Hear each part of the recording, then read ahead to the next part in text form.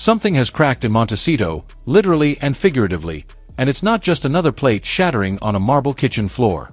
Meghan Markle is teetering on the edge of what may be her most unmanageable PR collapse yet, and this one isn't just scandal, it's a full-scale unraveling.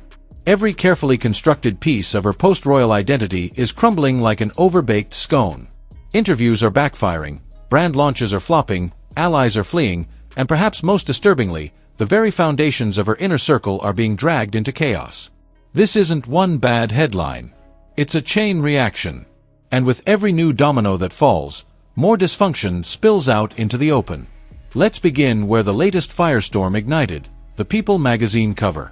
Meghan, who spent years grooming a relationship with the publication, giving them exclusives, personal anecdotes, and even rare glimpses into her children's lives, expected loyalty. Instead, she got blindsided. The cover didn't feature her, or her jam jars, or her carefully curated lifestyle rebrand. No. It was a full-page tribute to Princess Catherine. The headline, "A Summer of Strength." The content, a glowing portrait of Kate's grace and quiet resilience as she battles cancer.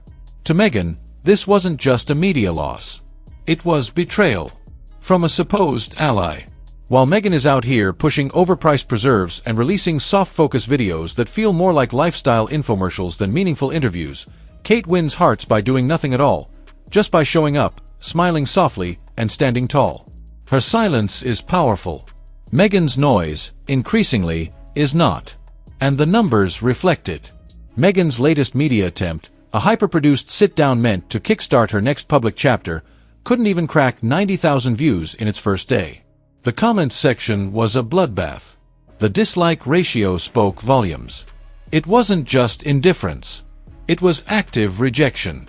A hard pass from an audience that once couldn't get enough. But if Meghan thought that was the bottom, she hadn't looked around. Because the real storm was forming behind her. Her closest Hollywood ally, godfather to her daughter Lilibet and protector during the Sussexes' exodus from the UK, is now in the center of a scandal so damaging it threatens to splatter everyone tied to him.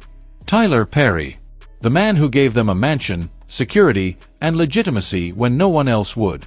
The man who became a stand-in for the royal institution they walked away from. That Tyler Perry is now facing disturbing allegations. Sexual assault allegations. Not gossip. Not rumors. Legal documents. Screenshots. Receipts. Testimonies. And Meghan, she's suddenly gone silent. Or rather, she's scrambling. Sources close to her camp claim she's trying to sever the godfather relationship. That she's looking for a way to officially annul his title in Lilibet's life. Whether that's even possible doesn't matter, the damage is already done. Because now, she doesn't just look like a woman tied to a scandal. She looks like a woman trying to rewrite her ties, erase her past, and abandon ship the moment the water gets rough. That instinct for damage control isn't new. Her former best friend, Jessica Mulroney, was iced out the second public opinion turned against her. Now it's Tyler. Next. Who knows? In Montecito, loyalty lasts only as long as the headlines are friendly. Once they're not, the palace gates close fast. Meanwhile, Meghan's own husband appears to be drifting further into the fog. Prince Harry's recent public appearances have been strange. Bizarrely stiff speeches. Robotic delivery. A painfully dull lecture on sustainable tourism that felt less like advocacy and more like contractual obligation. The spark is gone. The passion is gone. What's left is a man who looks like he's going through the motions, because he has to. Not because he believes in what he's saying anymore. Even the projects he once claimed as his personal missions now feel hollow. Travelist, the eco-travel initiative he launched with such fanfare, is now just another item on the Sussex resume gathering dust. His latest speech on the subject didn't inspire. It didn't trend. It didn't even register. The energy wasn't just low. It was vacant. Like watching someone reenact a role they no longer recognize. And that's what makes all of this feel less like a PR issue and more like an existential crisis. The public isn't just ignoring Harry and Meghan. They're laughing, mocking, predicting the implosion with eerie accuracy. Meghan has become the punchline. Harry, practically invisible. What once felt like a movement now feels like a meme. And yet the most brutal blow of the week wasn't from the media. It came from the palace itself. Princess Catherine was expected to appear alongside King Charles and Queen Camilla in a grand royal carriage, one of the most visible and symbolic roles in a royal procession. And then, nothing. A last-minute cancellation. The official reason? A scheduling mix-up. But anyone who knows how the royal family operates knows there's no such thing as a spontaneous carriage change. Everything is choreographed to the second. If she didn't show up, there's a reason. And it likely wasn't logistical. Which is where the real tension brews. Because even as Catherine re-emerges into public life, concerns about her health remain. People celebrate her grace, her poise, her smile, but they also worry. She's not just a symbol. She's human. And while Meghan chases influence with noise, Catherine commands it with presence. Quiet. Steady. Strong. That's the kind of influence you can't manufacture. And Meghan knows it.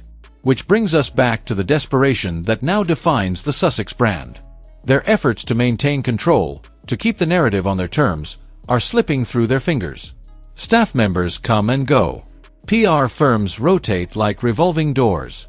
Even the supposed dream team, assembled to resurrect their media empire, has crumbled. Archetypes flopped. The Netflix deal fizzled. Spotify was a PR disaster.